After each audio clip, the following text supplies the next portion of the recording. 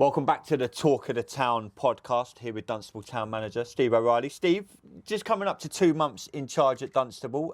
We were back for our first pre-season training session last week. We're here on a Saturday morning getting ready for our second one. How do you feel that you've settled in at Dunstable? Yeah, great. I mean, I've really had a great welcome from everyone at the club, and I think that everything that I thought that I kind of knew about the club beforehand has been true. You know, it's fantastic behind the scenes support. And yeah, really enjoyed it. You know, it's been a lot of hard work, as you'd kind of imagine, and you know, it's been a bit of a rebuild and that we're going through, which was kind of anticipated as well. But yeah, enjoyed every second of it. What's some of the main challenges so far since you've come into the club? Because, you know, every team's back for pre-season now, and there's always a nucleus of a team that's coming back. For us, it seems we are going to have to rebuild. You've obviously brought in some lads that you know that have come to training, and we're still more players to come in. Yeah. What have the challenges been coming into, obviously, a new manager and pretty much a whole new team? Is that more challenging than what it normally would be in a pre-season? Yeah, I mean, it would be, you know, if it's somewhere that you've been established for a while and you're working with a nucleus of a squad that you've built over a number of seasons. So, yeah, you are having to restart in that way, and kind of you're going to have to recruit more players than what you ordinarily would have to. So yeah, look, it's been a lot of time on the phone and a lot of conversations with a lot of people. You know, there are still some players left over from last season who were, you know, that we saw there on Tuesday, and hopefully they enjoyed the environment that we're trying to create. So that certainly is an aspect of it. And look, as you mentioned, that recruitment, it doesn't stop really any stage through the season. It's an ongoing process, and you know, particularly in pre-season, you know, some lads it's still very early for them, and they might have only finished their seasons, you know, 6 weeks or so ago. Haven't made decisions yet, so that you kind of have to be mindful of, and you kind of have to be patient at times.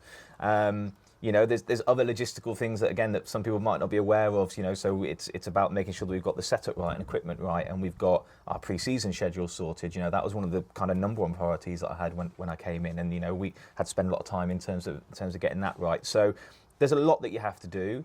I think what I've been really fortunate is that I've got a fantastic management team and coaching team here. So in terms of the football side of things and getting ourselves ready to deliver high quality training sessions and build the plans that we want, those guys have taken a lot of that on as well. So yeah, look, lots to do, and there's lots still to do, and that'll be an ongoing process for us. But really pleasing signs so far.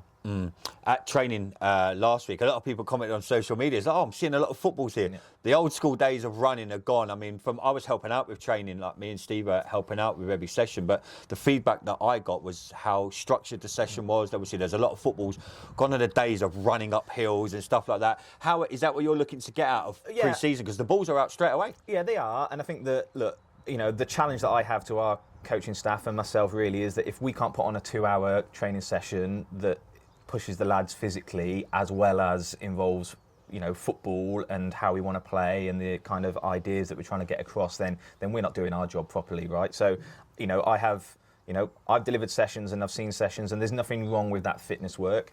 I'm really conscious that, you know, I'm pulling a new group together and the season's starting in 5 weeks' time. So as much time that I can get actually trying to get our ideas across in terms of how we want to play, I need to maximise that. So, you know, I put a lot of onus on the players in terms of managing their own fitness and being in a condition to play. And actually, if you're not going to be in a good condition and you're not fit enough to play in this team, you won't get the minutes and you won't get the opportunity. So that responsibility lies with them. Look, we support them with that, and we give them ideas of what they need to do. And kind of, if a lad comes to us and goes, yeah, I want to get a bit fitter, but I'm not quite sure how, we've got the plans in place that can help them with that. But as you will know from that training session the other day, you know, it's hard work, you know, and you know, the type of sessions that we do, there's a lot of distances to cover, but it really zones in again on how we want to play as a football team. So I expect that work rate and intensity in terms of how we play.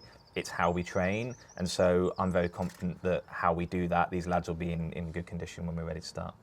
How does the timeline process work out for you? As we head into our first friendly against Codicott in 2 weeks nearly, not week Tuesday we play at home. How's the time process work out from, I've said to you, like me and you've chatted already, we start on July the 27th. Yeah.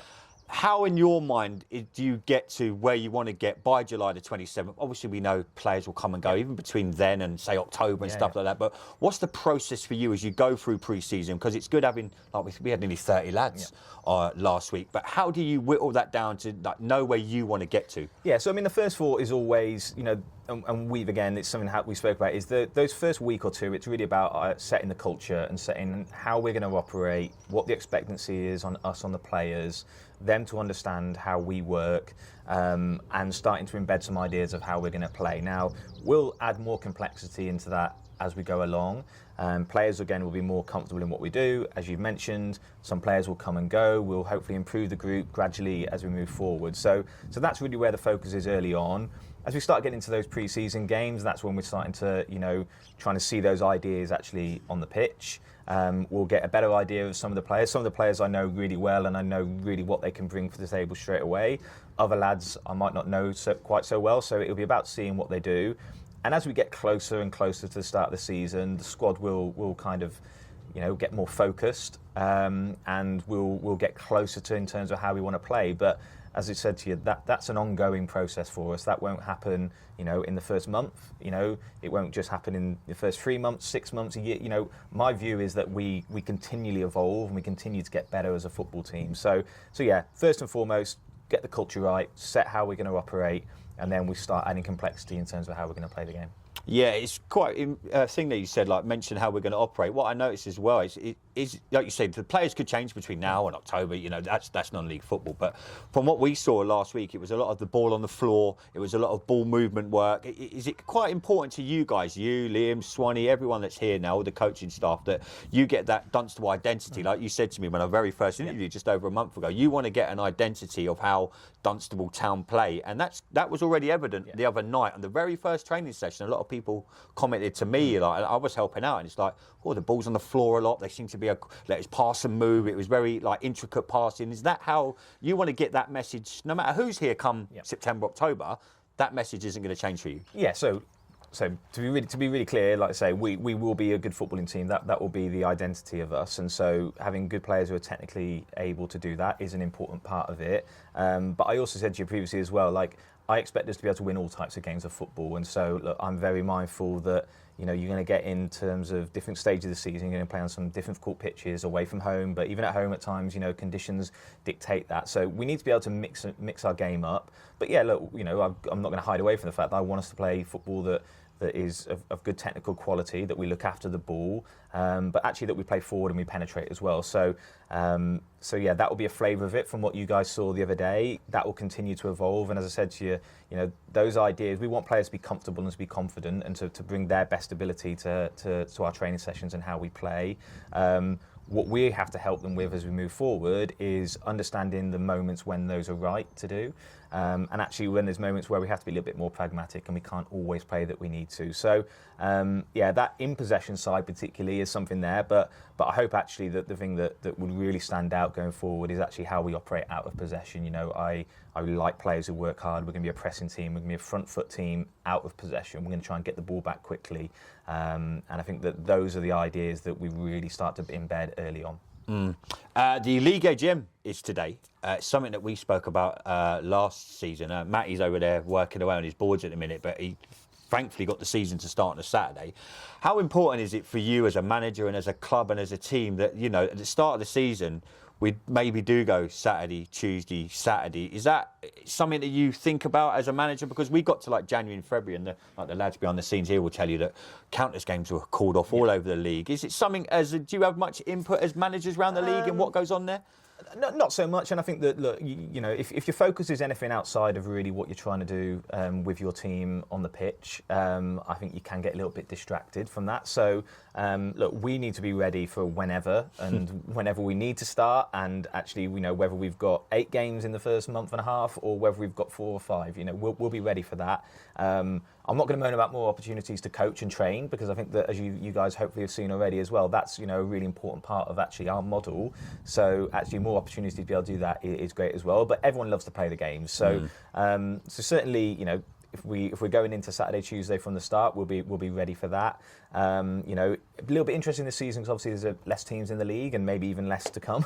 That might be quite interesting to see. So hopefully that kind of pressure on the fixtures might not be there so much, but then on the other side of it, we want some good cup runs, so that might bring some as well. So yeah, look, the fixtures will be what the fixtures will be. We'll focus on in terms of what we're doing from the football side of things. Just as someone that's you've played, you obviously were at Harpen last year, you're here now at Dunstable. How do you feel the standard will be this coming season? Because I think every season we see it going up and up and up. And don't get me wrong, money does dictate to certain players coming into the league. What do you feel the standard will be in our league this year? It'll be really competitive again. As I said to you, kind of on my first interview, look, I would anticipate that there's probably a dozen teams that will be looking at those top 5 places this season and looking at an opportunity to try and get it to step 4 football. So it will be competitive. You hear whispers and you see stuff around the league in terms of people that have signed. Obviously, that no one can actually sign at this moment in time. But there's going to be some good teams about and some competitive teams, and there's some really good managers and there's some really good coaches. So I would expect it to be really competitive again. Our job's to make sure that we are in and amongst that and able to compete ourselves. Yeah, Steve, let's finish with some England chat. I haven't had a chance to speak to Matt this week. 1-1 draw with Denmark the other night. We all sit here and pretend to be Gareth Southgate. Yeah. What are you making of England's tournament so far? Yeah, look, it's not been great so far, has it? Clearly, I mean, in terms of the style, I think is a big concern, and I think we spoke a little bit then earlier about identity and trying to make sure that's there. It looks like we're a little bit devoid of that at this moment in time. I think that there is the tendency to overreact, and I think that you can be one game away from a good performance in the next match, and everyone's feeling a lot more positive about it. He's certainly going to have to tweak some things and change some things. We don't look as energetic as potentially as what we need to be, and I don't think that there's a real comfort in terms of how he wants the team to play. So. I would expect us to improve on what we've done so far, but yeah, it's not been a great start. But I think we can still be confident that we've got the players. It's just about hoping that we kind of kick into a bit of form. Yeah, with your manager head on, the whole Foden and playing him out on the left, and do we drop him back into the midfield and or put him in the 10 and put Bellingham in the midfield? How would you handle that situation? Because everyone I seem to speak to seems it's obvious. Just drop Bellingham back and put Foden where he plays for Man City. I mean, that seems quite obvious. It's obviously Southgate's. As a manager, do you kind of see what Southgate's doing? Or if you were there, would you be like, well, surely it's obvious just to change it? I think it's complex with the Bellingham situation just because that's where he's so productive for Real Madrid this season. I think that you even saw in little bits in the game the other day that Foden created some good stuff from central positions, and I think that you do want him, if you're going to have him in the team, then that's where he needs to be playing. I mean, Bellingham's played centrally for England in a deeper role before alongside Rice, and I think it's worked. So, I mean, I would be surprised if he doesn't go towards that direction. But then, who knows? Like I say, it is the thing about being a manager, right? He's seeing everything. He's seeing every session. He's seeing where the condition of all these players are at this moment in time. But I would expect some changes in terms of the next game, yeah. Well, Steve, we're down here again for Dunstable training, mate. Good luck, mate. Like you say, we're 2 weeks away from pre-season, mate. So it's good to see what you guys are doing, mate. Glad to see that you've settled in really well, mate, and just keep doing what you're doing. Fantastic. Cheers, mate. Thanks, buddy.